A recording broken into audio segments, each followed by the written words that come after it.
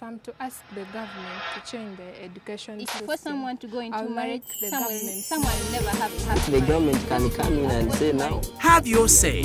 Text the word join to 8500 for free. You Report, because your voice matters. Watch You Report on this station at this time.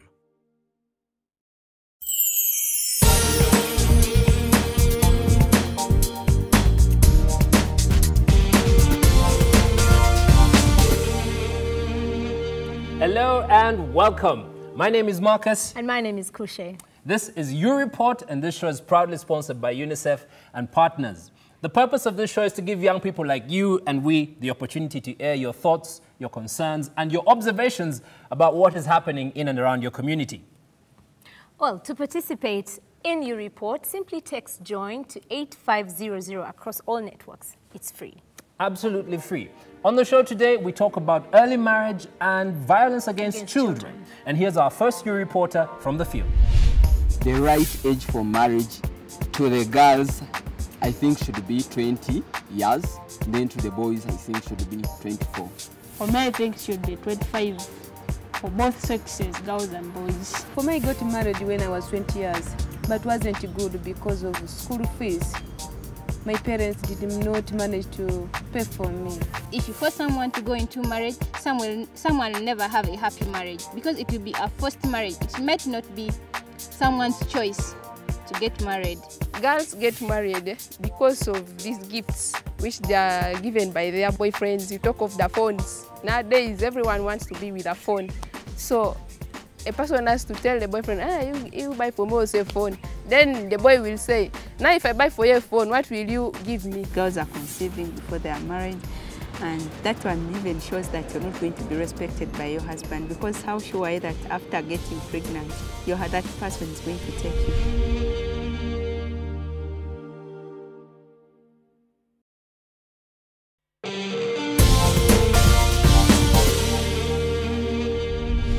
Hello, welcome back. My name is Yvonne Kushe. Those were some of our You Reporters in the field. My name is Marcus, and this is You Report.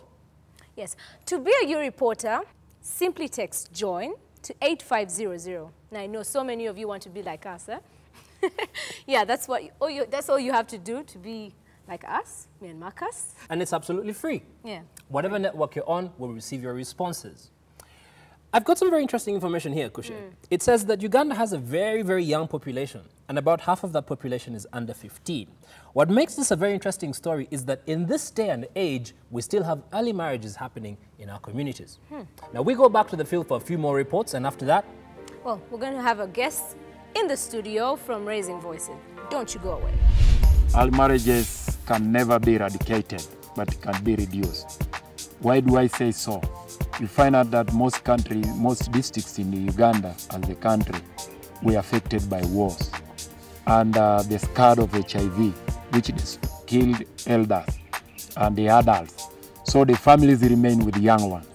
And you find out that by the time they don't have what to help themselves, definitely they have to give themselves for the help. Parents want to get the riches in advance before the right time, so they want to get money, they want to get material wealth, and other parents don't value the education of girls.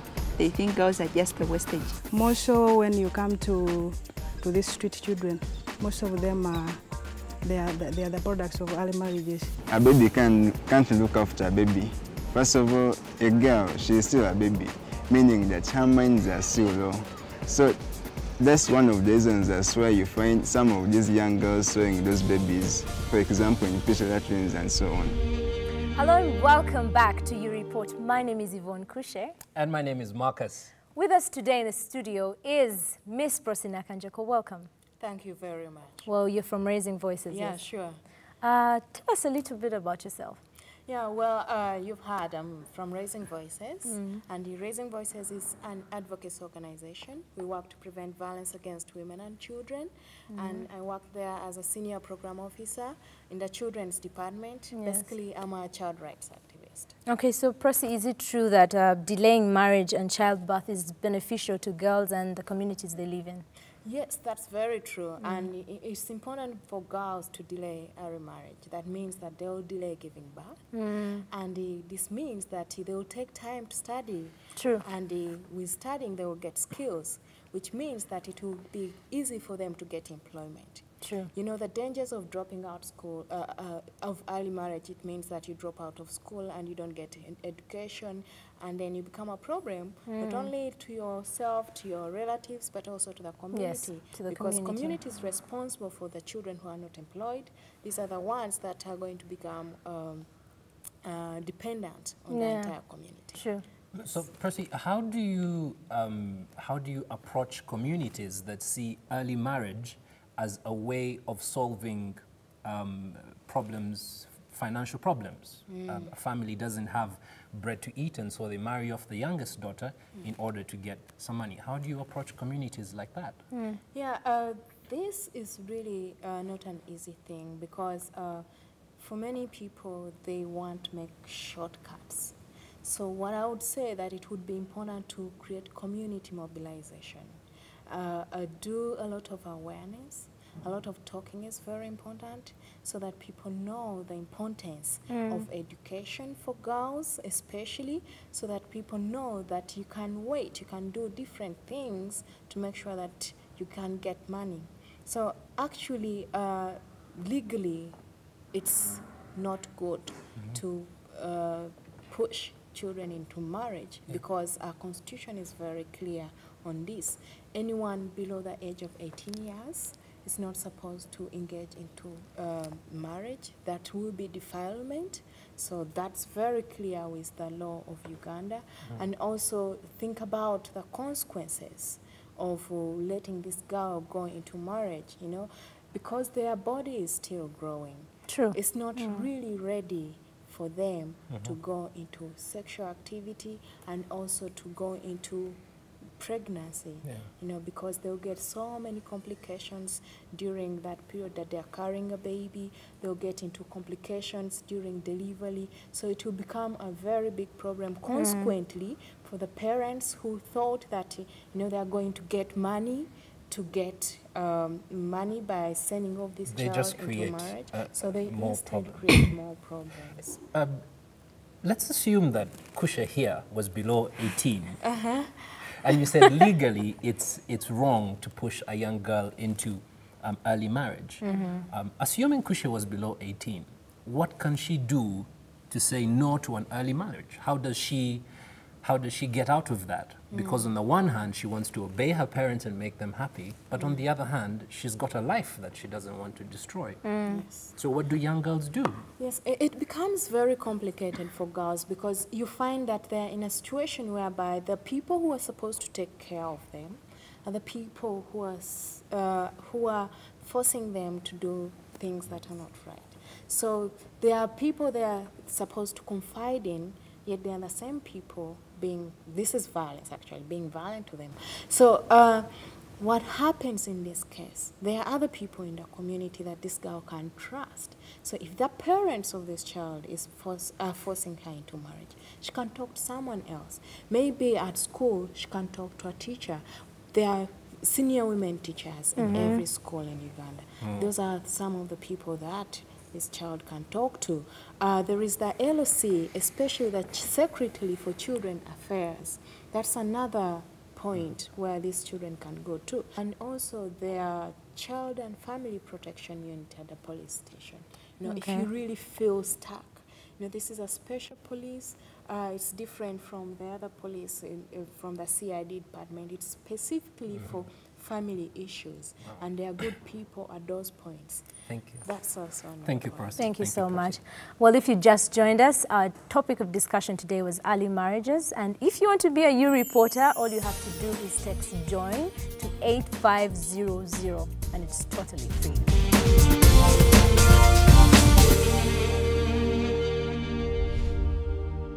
To ask the government to change the education system, for someone to go into marriage, someone will never have The government can come in and say now. Have your say. Text the word JOIN to 8500 for free. You report, because your voice matters.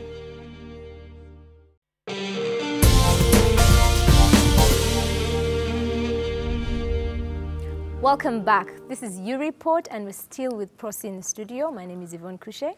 And my name is Marcus. Now remember, if you would like to be a You Reporter, it's pretty simple. All you need to do is go to your mobile phone and text the word join to 8500 and follow the prompts, and you can get in on the conversations that are taking part on You Report. It must be challenging for you to sit down with parents as an advocate who works with raising voices, and then you have to talk to the parents. So yes. Assume we had a daughter, Kushe and I, and we're planning to marry her off. For lots of cows. For lots of cows. What advice would you give us to talk us out of marrying our daughter off? Well, you know, and one thing we have to notice that change is not going to happen overnight. Change is a gradual process. So I'll not just come to you and say, stop it, you can't marry this. Of course, that might be not so easy if you are really looking at these cars, if you're looking at money, you know, it might be very complicated. But what I have to say is that there should be change makers in the community. And these people should be children, can be adults, they can be, you know, anybody has to say, okay, I want to create a movement that says no to early marriage in our community. If it's the LOC, you say that, okay, I want to make sure that all the children in my community don't get married at an early age. And they have to immediately start conversations with parents. When you go for community meetings, even at church during services, the preacher can talk something, you know, can give 2 minutes to talk about this issue of early marriage to the congregation. You know, when you're seated in a restaurant, there are people there. When you're seated in a bar, just have a quick conversation about this issue of early marriage. And, you know, to parents there, out there, you know, it's wrong to marry children at a very early age. It has so many consequences. This is very clear. So if you are planning, I'll just come and tell you, no, you can't do it, because it's not good for your child, because this child has a future which will be stronger if they go to school and study and get good education and get good skills. Then they will be more beneficial. They'll bring as many cows as we would like to have. You hear that, Marcus? We wouldn't want to be... wouldn't want to get less than what we would actually be receiving. Yes. Thank you very much, Prosi. You're welcome. We'll be back after the break.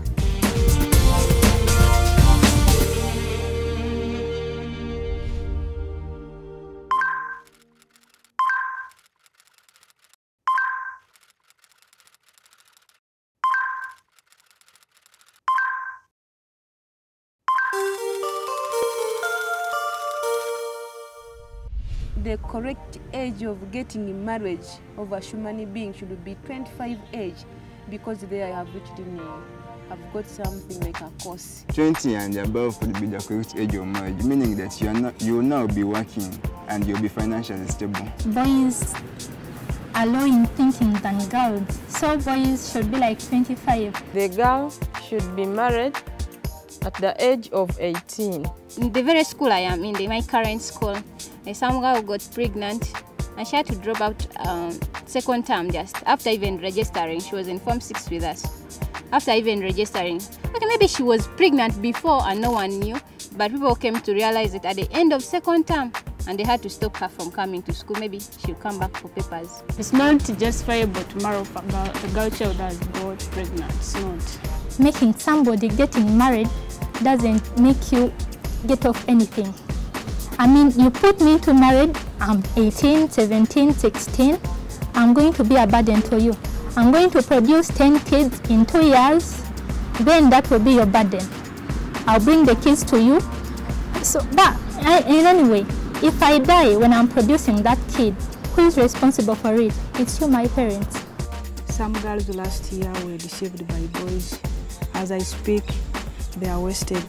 There's one, in fact, she's my neighbor. She has no clothes, she has no any help to that child. So her life is just wasted in that way. Even the child of recent was admitted, but the boy who was responsible did not even turn up. The effect of early marriage, it has given a burden to most of the parents. Like a child gets pregnant, she can't cater for the kid, everything is left at the hands of the mother.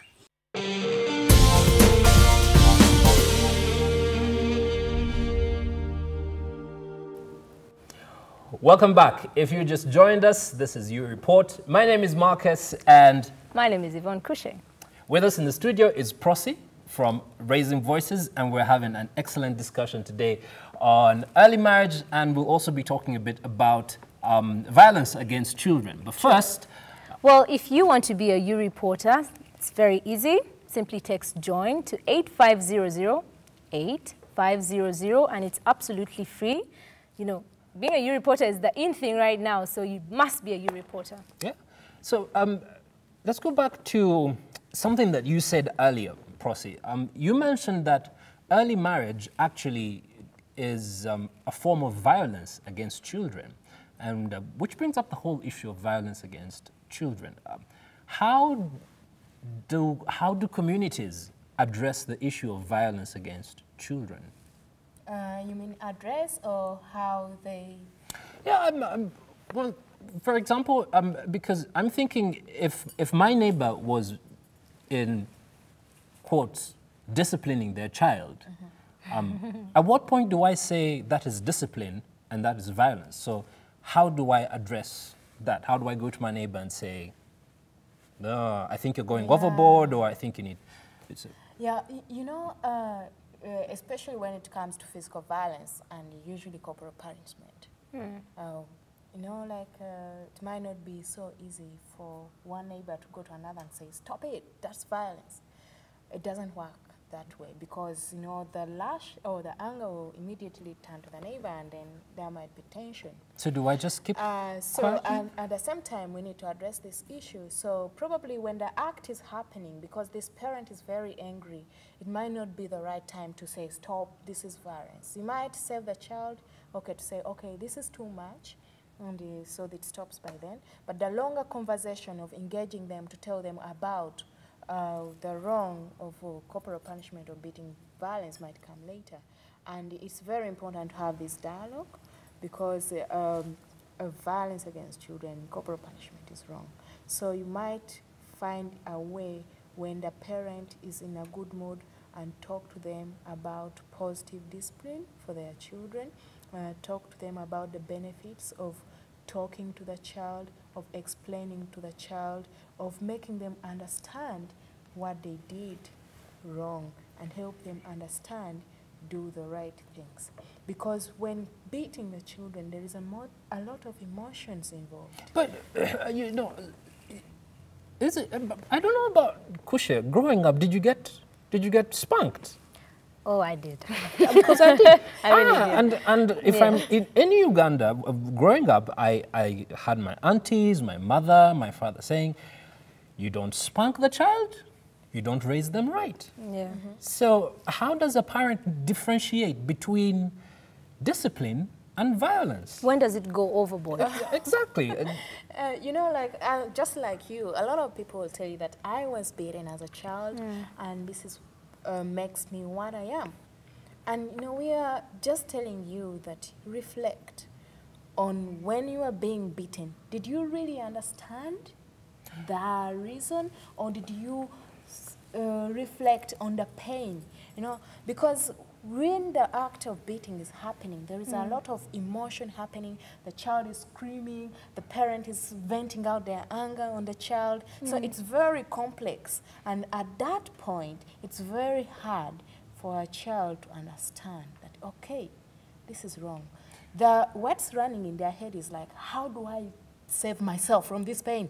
You know, it's paining so much. So they're thinking about us running away from the pain, but not so much from understanding what it is that they've done wrong. So that's what is happening.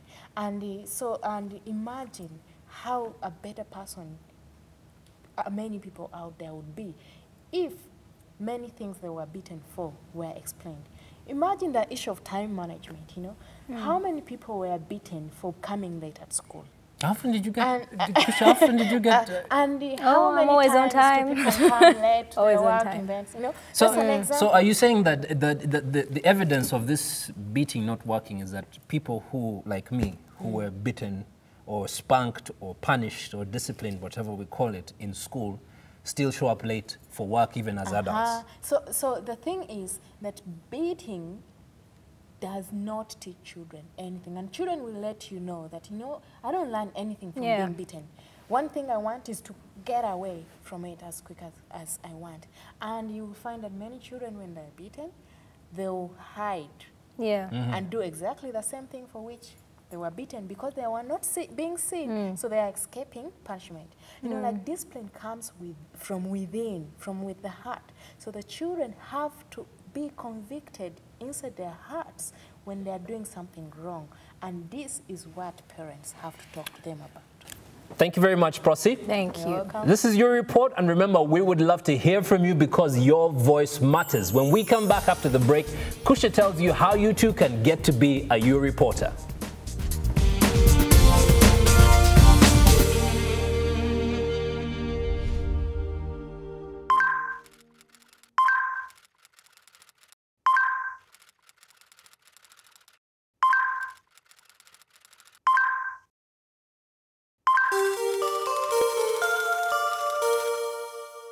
If I'm to ask the government to change the education If system, for someone to go into marriage, someone will never have it happen. The government can come in and say now. Have your say.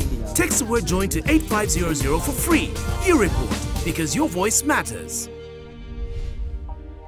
I encourage parents not to leave their children to get married illegally like that. They should educate their children so as to get a good marriage. When a child gets the word love, because we parents do not take really, possibly parents, they take even a month without telling a baby girl or a baby boy that I love you. But when a baby girl gets somebody outside there who says I love you, she says, what is this word about loving? Then he begins giving you some small things, you know, gifts and whatever. After a short time, he tells that person this thing is for this, for this, for this. Because you as a parent have never told your child about the parts of the body and what is their function. So when this person gets luring this child and he does the practice of it, the child tests and says, I think this is better. My parents have never been telling me about it. I think I've got something good. Then definitely, we're in a scenario of early marriages, unwanted pregnancies, even HIV and sexually transmitted diseases and bacterial diseases will always be rampant. There is still need for counseling for both the child and the parent. Then secondly, the parent should embrace and take it as a blessing that the child has got pregnant and then accept that. Then after that, the parent should make sure that the child goes back to school, because getting pregnant is not the end of the world. It's not just fair for a girl to be married off simply because she has got pregnant. Reason being, there are some mistakes which could arise. Maybe she got pregnancy because she was not willing. It was out of a mistake that she got the pregnancy. So with that, the girl can be considered. Girls also have a role to play in society. And it's not only in the marriage institution that they have to work. They also useful in other institutions.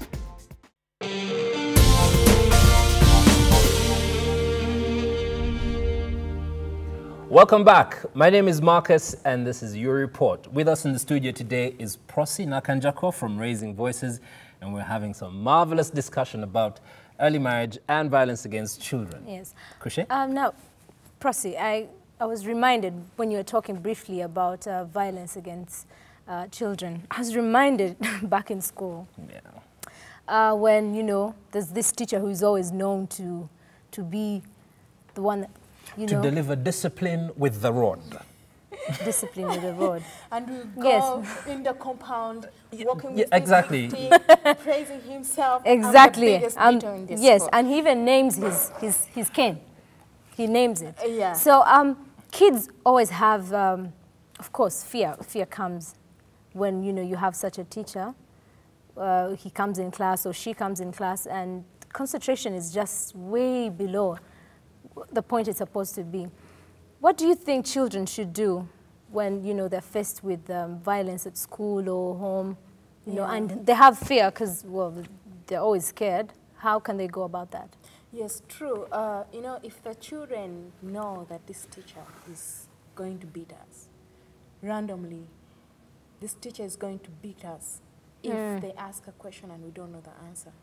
So it's going to block their learning. True. Because the only thing they're doing in class while the teacher is teaching is reflecting on that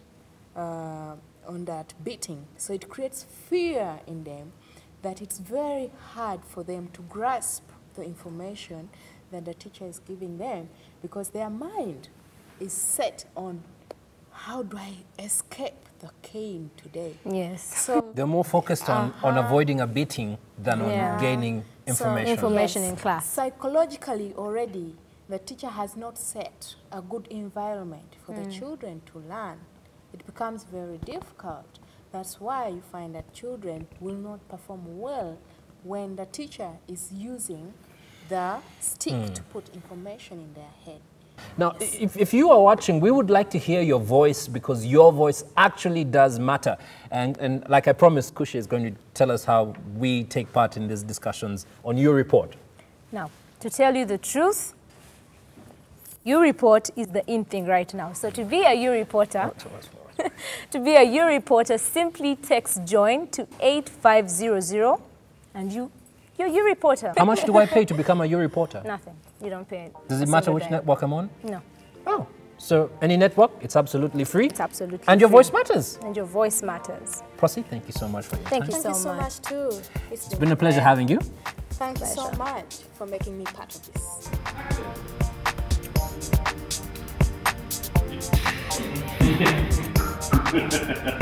And cut. To be a you reporter, simply send a text message to 8. Cut. Oh my God.